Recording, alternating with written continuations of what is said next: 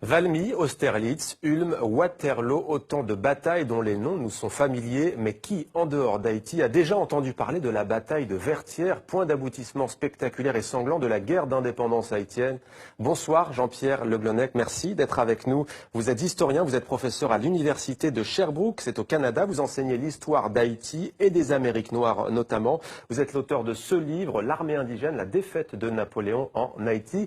Le livre est publié aux éditions Lux. Alors, vous penchez donc sur cet épisode méconnu de l'histoire de France et de l'histoire d'Haïti. Racontez-nous la bataille de Vertières. La tâche est impossible. L'histoire de la bataille a été racontée par le plus grand historien haïtien du XIXe siècle, Thomas Madiou, à la façon romantique, à la façon Michelet. Et Madiou a alors tout dit. Je ne suis pas sûr qu'il s'est appuyé sur des sources, mais il a tout dit. Finalement, le 18 novembre 1803, c'est vraiment l'acte final de la guerre d'indépendance. Et la bataille, la toute dernière bataille, dure environ 11 heures. Elle commence vers 6 heures du matin. Elle se termine à 5 heures par un orage providentiel.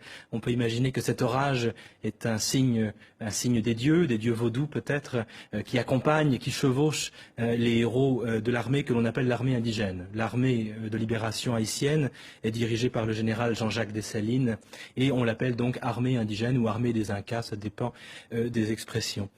Cette bataille n'est pas marquée, le soir il n'y a pas vraiment de vainqueur ou de vaincu. Mais ce qui est certain, c'est que dans la nuit du 18 au 19 novembre, le fort de Vertières est évacué par Rochambeau et c'est la fin d'un rêve de résurgence finalement d'un monde colonial français. Ce rêve est le rêve napoléonien. Il s'effondre le soir du 18 novembre 1803. En quoi est-ce, selon vous, un moment clé de l'histoire de ces deux pays? C'est un moment clé puisque le 18 novembre 1803, la plus belle colonie du monde atlantique français, la plus belle colonie du monde atlantique en général, s'effondre. Et il n'y aura plus jamais d'esclavage à Saint-Domingue ou en Haïti. Donc c'est un moment très important pour l'histoire d'Haïti et pour l'histoire de France, mais aussi pour l'histoire du monde moderne, puisque ce qui se passe ce soir-là, c'est toute l'idée esclavagiste, et c'est le dogme de la race, qui est battu en brèche par des citoyens, et aussi des citoyennes, puisque les femmes sont présentes sur la scène le jour de la bataille. L'idée de race, l'idée d'esclavage racial est battue en brèche, et à la place, ce qui triomphe le 18 novembre 1803, c'est le droit à la vie, le droit à la liberté, et le droit à la citoyenneté. Il s'inspire en fait des idéaux de la Révolution française. Alors qui s'inspire de qui? On pourrait dire l'inverse. On pourrait dire finalement que les Français se sont peut-être aussi inspirés de la lutte des esclaves de Saint-Domingue, qui se révoltent à partir de 1791 et qui obtiennent leur liberté. Ils n'attendent pas qu'on leur donne la liberté.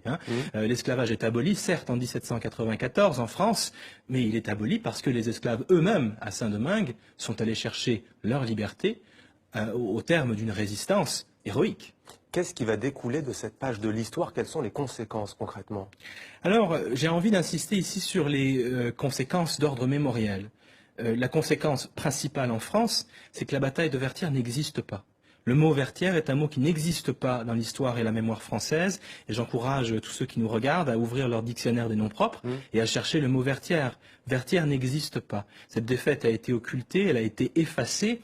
Elle est scandaleuse. Elle est scandaleuse parce que finalement la plus puissante armée française, la plus puissante armée du moment est défaite par une troupe d'anciens esclaves qui ne doivent pas être citoyens selon les généraux français, selon Napoléon.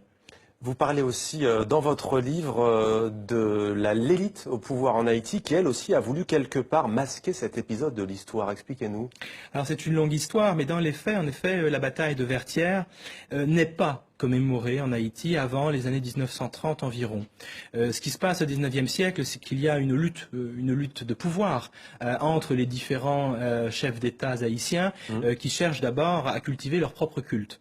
Donc évidemment, vous comprendrez bien qu'il est difficile de faire une place à des héros ordinaires comme les héros de la toute dernière bataille de la guerre d'indépendance si tous les chefs d'État cherchent d'abord à entrer eux-mêmes dans le panthéon haïtien. Au XXe siècle, Vertières commence à être reconnu comme un moment important dans l'histoire d'Haïti à la faveur de l'occupation américaine du pays. À partir du moment où il y a un nouvel occupant, eh bien, on ressort les héros de Vertières du placard historique et pour mobiliser, c'est ça, pour mobiliser. Mais Vertières est un symbole de résistance populaire, encore aujourd'hui en Haïti. Ouais. Alors justement, beaucoup d'Haïtiens ont connaissance de cette histoire et ils pensent, et pas seulement d'ailleurs les Haïtiens, que ce pays continue de payer aujourd'hui le prix de son indépendance.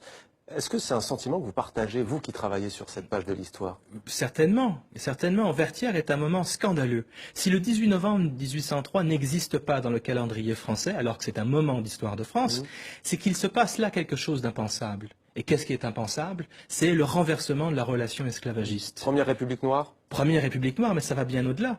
Le 18 novembre 1803, les maîtres deviennent les esclaves et les esclaves deviennent les maîtres. C'est impensable. C'est bien pire qu'une défaite à Waterloo ou en Russie. Alors voilà en grande partie pourquoi cette bataille continue à être occultée. Jean-Pierre Le Glonec, l'armée indigène, la défaite de Napoléon en Haïti, à lire absolument si vous êtes passionné d'histoire et si vous voulez connaître une partie de l'histoire de France et d'Haïti. Merci à vous d'avoir témoigné dans 64 minutes.